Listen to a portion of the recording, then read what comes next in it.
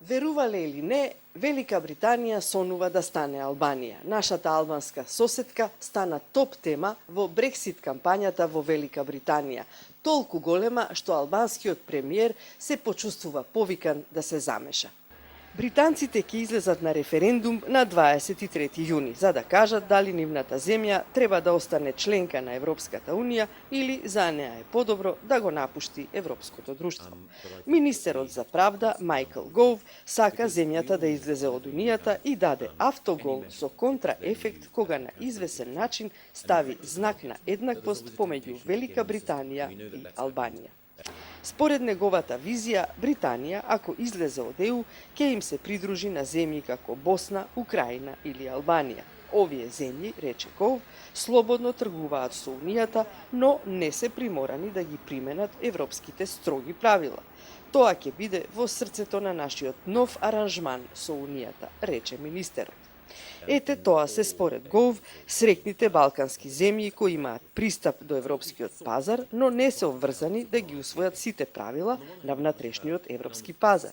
Financial Times забележа дека човекот не ги дал како пример просперитетните Норвешка и Швајцарија, затоа што добро знае дека овие земји мораат да ги применат европските правила на внатрешниот пазар за да им се отворат портите на тој ист пазар.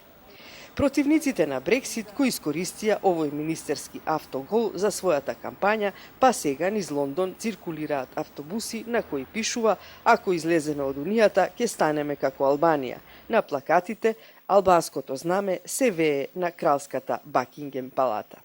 И така Еди Рама, албанскиот премиер, им кажа на британците дека неговата земја не е модел за Британија.